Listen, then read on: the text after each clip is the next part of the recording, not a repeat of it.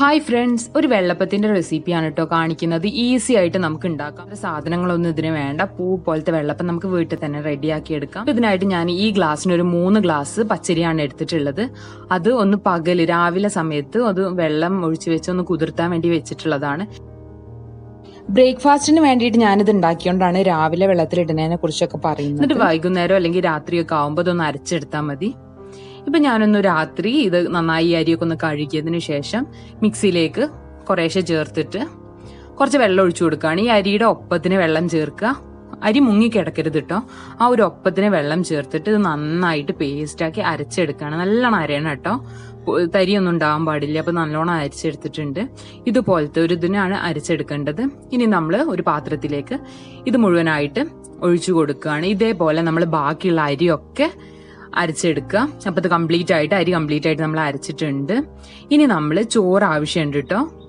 അപ്പോൾ നമ്മൾ നേരത്തെ 3 ഗ്ലാസ് അരിയല്ല എടുത്തിട്ടുള്ളത്, അതിനൊരു പകുതി 1.5 ഗ്ലാസ് ചോറ് എടുത്തിട്ടുണ്ട്. ഇനി ഒരു തേങ്ങ മുഴുവനായിട്ട് ചിരണ്ടിയത് എടുത്തിട്ടുണ്ട്. നിങ്ങൾക്ക് തേങ്ങ 3/4 തേങ്ങ ആണെങ്കിൽ അതും എടുക്കാം. ഒരു അരമുറിയിൽ മേലെ വേണം എന്തായാലും. ഇനി ഇതും നമ്മൾ മിക്സിയിലേക്ക് ആഡ് ചെയ്തിട്ട് നന്നായിട്ട് പേസ്റ്റ് ആക്കുകയാണ്. ആദ്യം കുറച്ച് ചോറ് എടുത്തിട്ട് ഇതിലേക്ക് ചേർത്ത് കൊടുക്കുക. ഇനി അതേപോലെ ബാക്കിയുള്ള തേങ്ങ കൂടെ ഇതിലേക്ക് ചേർത്ത് കൊടുക്കുകയാണ്. തേങ്ങ മുഴുവനായിട്ട് ചേർത്തിട്ട് ഇത് നമ്മൾ നല്ലോണം അരച്ചെടുക്കണം. നമുക്ക് ഈ അരയ്ക്കണ സമയത്ത് തേങ്ങാവെള്ളം ഉണ്ടെങ്കിൽ അതും ഇതിലേക്ക് വെള്ളത്തിന്റെ ഒപ്പം ചേർക്കുക. അല്ലെങ്കിൽ തേങ്ങാവെള്ളം ഒരുപാടുണ്ടെങ്കിൽ അത് മുഴുവനായിട്ട് ചേർക്കണമെന്ന് നല്ലതാണ്. ഇനി നമ്മളൊരു 2 ടേബിൾ സ്പൂണ് പഞ്ചസാരയും കൂടെ ഇതിലേക്ക് ചേർത്ത് കൊടുക്കുക.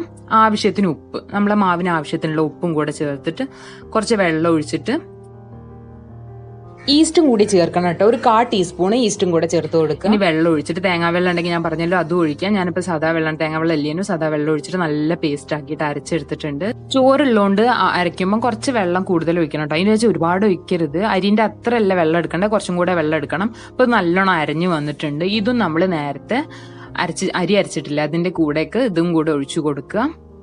അപ്പൊ ഇത് നല്ലോണം ഒന്ന് മിക്സ് ചെയ്യുക. ഉപ്പൊക്കെ പാകമാണോ നോക്കണം കേട്ടോ. അത് നല്ലോണം ഒന്ന് മിക്സ് ചെയ്തിട്ട് നമ്മളിനി ഇത് എടുത്തു വെക്കുകയാണ്. രാവിലത്തേക്കൊന്ന് പൊങ്ങാൻ വേണ്ടി വെക്കുകയാണ്.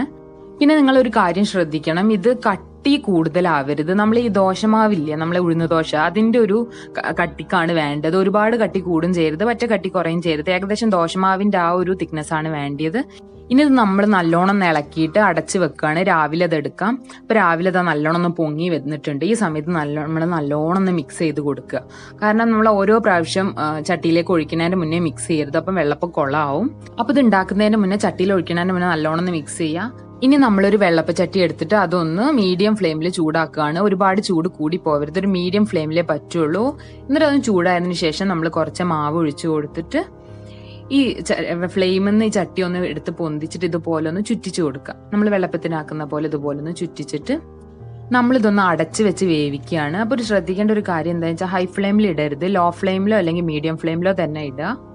അപ്പോൾ ഇത് ഏകദേശം ഒന്ന് ആയിട്ടുണ്ട്. നമ്മളൊന്ന് തുറന്ന് നോക്കിയിട്ട് ഒരു സ്പൂൺ ഉപയോഗിച്ച് നമ്മൾ ചട്ടിയിൽ നിന്ന് എടുക്കുകയാണ്.